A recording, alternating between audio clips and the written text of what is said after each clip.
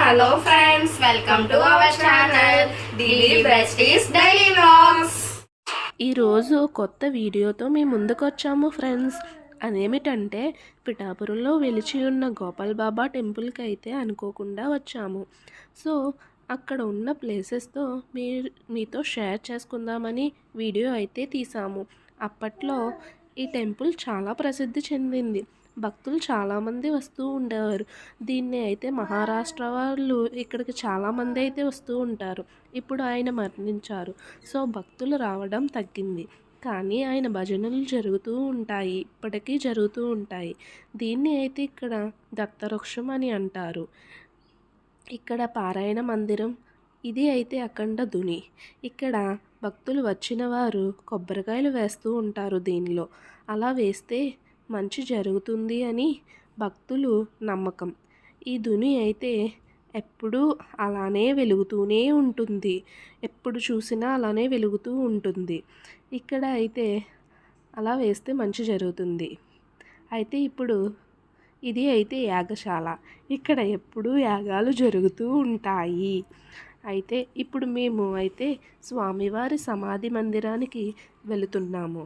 ఇప్పటికీ భక్తులు అయితే వస్తూనే ఉన్నారు. స్వామివారు లేకపోయినా సరే ఈ గుడికి ఫండ్స్ అనేవి ఇస్తూ ఉన్నారు. ఇది అయితే సమాధి మందిరం. మేము వెళ్ళేది అయితే సమాధి మందిరం. చూస్తున్నారు కదా, నా ఫ్రెండ్ దుర్గ నడుస్తూ ఉంది ముందు. సో ఇప్పుడు మేము వెళ్ళేది సమాధి మందిరానికి. సమాధి మందిరం లోపల ఏముందో మీకు చూపిస్తాము, చూడండి ఫ్రెండ్స్. లోపల చూస్తే ఆయన వాడిన వస్తువులు, అప్పట్లో ఆయన అలానే కూర్చునేవారంట. అక్కడ ఒక విగ్రహం ఉంటుంది. ఆ విగ్రహం దాన్ని అయితే మైనంతో తయారు చేశారు. అది సేమ్ అప్పుడు ఆయన ఎలా ఉండేవారో అలానే ఉంటుంది సేమ్. చూడండి, ఆయన వేసుకునే బట్టలైనా ఏవైనా సరే అప్పుడు వాళ్ళు వచ్చిన భక్తులు అయితే తెచ్చేవారంట ఫ్రెండ్స్. ఇవైతే ఆయన వస్తువులు. ఎప్పుడు ఆయన వేసుకునే చెప్పులు, ఏవైనా వాడిన వస్తువులు అయితే ఇలా స్టోర్ చేసి ఉంచారు ఫ్రెండ్స్.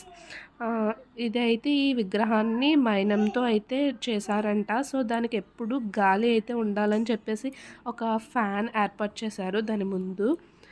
ఇక్కడ ఒక ఉయ్యాల ఉంది ఫ్రెండ్స్. అది ఊపితే వెళ్ళిన భక్తులు అయితే దాన్ని ఉయ్యాల ఊపుతారు ఫ్రెండ్స్. అది ఊపితే అది మంచి జరుగుతుంది అనేది ఒక భక్తులు నమ్మకం అయితే ఉంది ఇక్కడ. సో చూస్తున్నారు కదా, నా ఫ్రెండ్ ఊపుతూ ఉంది. ఇది ఇక్కడ అయితే సమాధి ఉంది. ఆయననైతే ఇక్కడ ఈ గుడిలోనే సమాధి చేశారు. మీరు చూడండి ఫ్రెండ్స్.